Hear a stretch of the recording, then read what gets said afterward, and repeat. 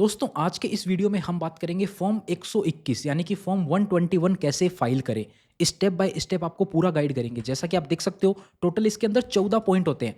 हर point में क्या information डालनी है आपको बताएंगे ताकि आप इस फॉर्म को गलत फाइल ना करें। अभी तक क्या होता था, इनकम टैक्स एक्ट पुराना था जिसके अंदर फॉर्म 15G होता था और 15H होता था टीडीएस से बचने का। अगर आपने बैंक में एफडी करवा रखी है, आपका एफडी का इंटरेस्ट एक लिमिट से ज़्यादा 15G होता था जनरल सिटीजन के लिए जिसकी उम्र 60 साल से कम है, और 15H होता था 60 साल या उससे अधिक उम्र वालों के लिए। यहाँ पर अगर आपकी बैंक के अंदर एक बैंक के अंदर एफडी से इंटरेस्ट इनकम अगर आपकी 50,000 हो जाती है ना, तो बैंक आपका टीडीएस काटेगा। अगर आपका 50,000 से ज़्यादा इंटरेस्ट इनकम हो रहा है, सीनियर सिटीजन के केस में 1 लाख की लिमिट है, 1 लाख से ज़्यादा हो जाएगी इनकम तो बैंक आपका टीडीएस काटेगा। अब इस टीडीएस से बचने के लिए ही फॉर्म 15G और H होते थे, लेकिन नया इनकम टैक्स एक्ट आया है जिसके चलते नया फॉर्म आ गया है। फॉर्म का नंबर बदला है, बाकी फॉर्म में थोड़ी सी बेसिक डिटेल में चेंज है। जनरल सिटीजन और सीनियर सिटीजन का एक ही फॉर्म कर दिया है। तो इस वीडियो में हम बात करेंगे ये नया फॉर्म आपको कैसे स्टेप बाय स्टेप फाइल करना है। अब देखिए यहाँ पर आपको जनरल सिटीजन के केस में अगर आपकी total income old tax regime में आप फाइल कर रहे हो, 2.5 लाख से ज़्यादा है इनकम, तो आप ये फॉर्म फाइल नहीं कर सकते 121। अगर आप न्यू टैक्स रिजिम में अपनी आईटीआर फाइल करते हैं और आपकी इनकम 4 लाख से ज़्यादा है तो आप ये फॉर्म फाइल नहीं कर सकते हैं। फॉर्म फाइल करना मतलब गलत इन्फॉर्मेशन देना, और गलती करने पे आपको पता है सज़ा हो सकती है। वहीं अगर आप सीनियर सिटीज़न हैं तो सीनियर सिटीज़न के केस में रूल अलग है। यहाँ पर बोला गया है कि आपकी टैक्स लाइबिलिटी नहीं होनी चाहिए। टैक्स लाइबिलिटी कब नहीं होती? 12 लाख तक की इनकम पे टैक्स लाइबिलिटी नहीं होती। तो सीनियर सिटीज़न के केस में आप 12 लाख तक इस फॉर्म को फाइल कर सकते हो। जनरल सिटीज़न के केस में 4 लाख तक की इनकम पे आप फाइल कर सकते हो। वो भी कंडीशन है कि आप न्यू टैक्स रिजिम में अपनी आईटीआर फाइल करें। तो ये आपको पता चल गया। अब आइए बात करते हैं कैसे आपको फाइल करना है। ये आप फॉर्म देख सकते हैं फॉर्म 121। इसमें 2 पार्ट है, आपको केवल पार्ट ए फाइल करना है, बाकी आगे का काम बैंक का है। अब देखिए सबसे पहले में आपको अपना नाम डाल देना है, तो यहाँ पर आपको नाम डाल देना है, 1 नंबर पॉइंट हो गया। 2 नंबर में आपको अपना एड्रेस डाल देना है, जो भी आपका एड्रेस है आप वो यहाँ पर एंटर कर दीजिए। आपको लिखना है, आप बैंक की ऑनलाइन वेबसाइट पे फाइल कर रहे हैं, काफ़ी सारे बैंक ने लाइव कर दिया है, आप बैंक की वेबसाइट से जाकर भी फाइल कर सकते हैं। इंटरनेट बैंकिंग या फिर आपके मोबाइल एप्लीकेशन से भी आपको सुविधा मिल जाएगी, वरना आप यहाँ पर मैनुअल आप फॉर्म है जो प्रिंट आउट लेकर के बैंक में जाकर भी सबमिट कर सकते हैं। तीसरा पॉइंट है आपको अपना पैन नंबर डाल देना है, जो भी आपका पैन नंबर है वो आपको यहाँ पर एंटर कर देना है। चौथे पॉइंट में स्टेटस है, तो यहाँ पर आपको इंडिविजुअल लिखना है। इंडिविजुअल आपको ये लिखना है 4th पॉइंट के अंदर। आप एक इंडिविजुअल हैं, पर्सन है, तो आपके लिए ये एप्लीकेबल होएगा। 5वां पॉइंट है रेजिडेंशियल स्टेटस, तो आपको यहाँ पर रेजिडेंट लिख देना है। आप रेजिडेंट हैं तो ही लिखना है, DENT रेजिडेंट आपको यहाँ पे बता देना है 5th पॉइंट के अंदर। अब देखिए if resident individual whether age is 60 और मोर, अगर आप रेजिडेंट हैं तो क्या आपकी उम्र 60 या उससे ज़्यादा है, तो आपको यहाँ पे टिक करना है। येस नो का ऑप्शन है तो येस सेलेक्ट कर लीजिए। अगर आप ऑनलाइन फाइल करेंगे तो ड्रॉप डाउन की लिस्ट आएगी, उसमें से आपको येस नो सेलेक्ट कर लेना है। अगला पॉइंट है ईमेल आईडी का, तो यहाँ पर आपको अपनी ईमेल आईडी लिख देनी है। उसके बाद में अगला पॉइंट है कॉन्टैक्ट नंबर का, तो यहाँ पर आपको +91 लिख देना है कंट्री कोड में। नंबर आपको यहाँ पर अपने मोबाइल नंबर डाल देने हैं। अगला पॉइंट है 8वां टैक्स ईयर। अब देखिए इस साल से फाइनेंशियल ईयर, असेसमेंट ईयर, ये वाला कंसेप्ट खत्म हो गया है। नए इनकम टैक्स एक्ट में केवल टैक्स ईयर चलेगा, और यहाँ पर आएगा 2026-27 जो कि टैक्स ईयर रहने वाला है। अगले साल 27-28 हो जाएगा, तो अभी के लिए 26-27 ये वैलिड रहने वाला है। अगला पॉइंट है नेचर ऑफ इनकम। यहाँ पर आपको इनकम किस टाइप की है। बैंक एफडी का इंटरेस्ट आ रहा है तो आप वो भी लिख सकते हैं, बैंक एफडी इंटरेस्ट। आप पीएफ से पैसा विड्रॉ कर रहे हैं, पीएफ विड्रॉवल भी आप लिख सकते हैं। या फिर आप इस फॉर्म के नीचे या जाएंगे ना, यहाँ पर आपको लिस्ट मिलेगी 5 नंबर पॉइंट के साथ में आपको दिया गया ABCDEFG।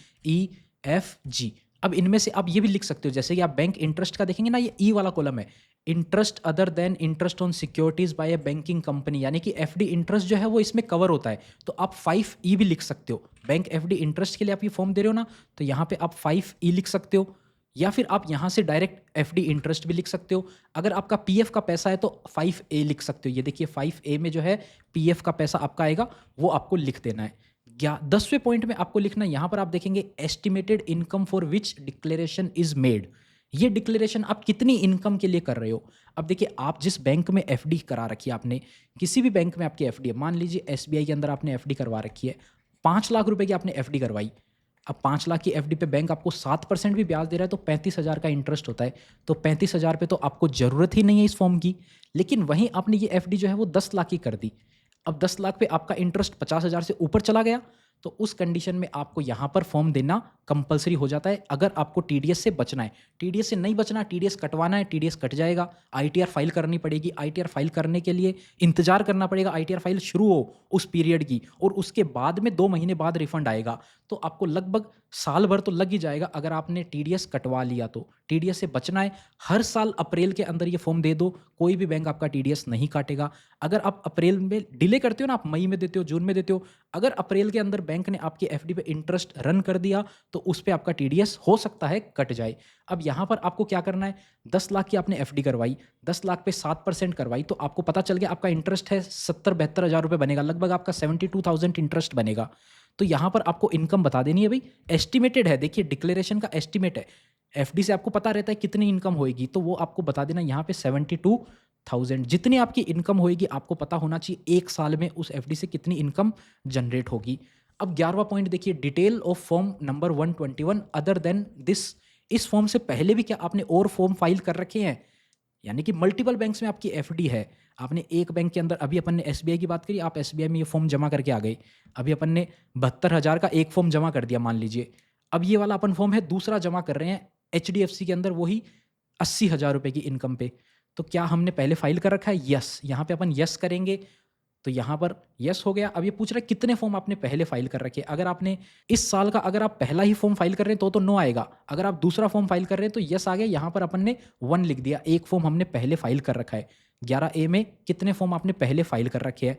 11B में लिखना है कितने इनकम के फॉर्म आपने फाइल कर रखे हैं। अपन ने जो पहले फॉर्म दिया था वो कितनी इनकम का दिया था, तो अपन बता देते हैं 72,000 की इनकम का दिया, और ये वाला फॉर्म अपन 80,000 की इनकम का फाइल कर रहे हैं। तो यहाँ पर देखिए 12 नंबर पॉइंट में कॉलम 10 का और 11B का टोटल हो जाएगा। 10 में अपन डाल रहे हैं 80,000, 11B में डाल रहे हैं 72,000, तो 152 1,52,000 आपका यहाँ पर टोटल हो जाएगा।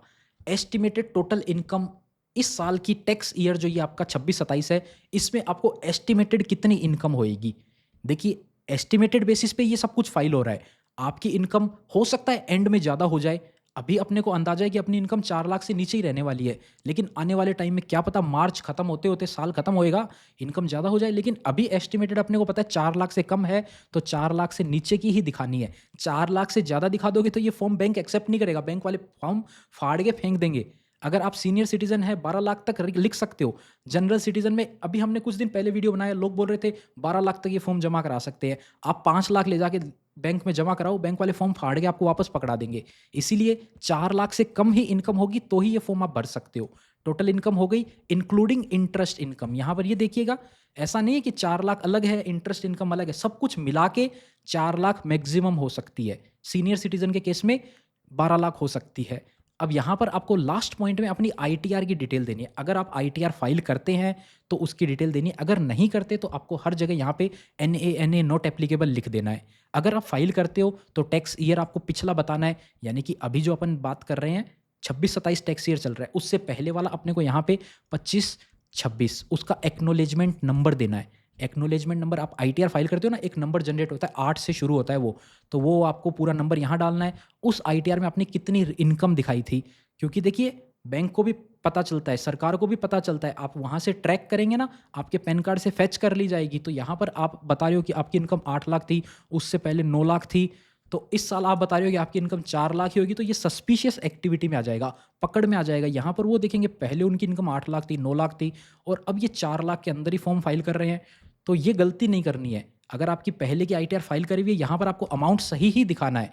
ये आपको केवल 2 साल की बता देनी है। अगर एक है आपके पास आईटीआर, एक लिख दीजिए, दूसरे में NA लिख दीजिए। अगर है ही नहीं तो पूरे में NA नॉट एप्लीकेबल, NA का मतलब होता है नॉट एप्लीकेबल करके आप यहाँ पर लिख सकते हैं, खाली भी छोड़ सकते हैं डैश मार के, वो आपका चॉइस है। ये हो गई 14 के 14 पॉइंट। इसके बाद में नीचे आपको यहाँ पर डिक्लेरेशन देनी है, अपना नाम लिख देना है।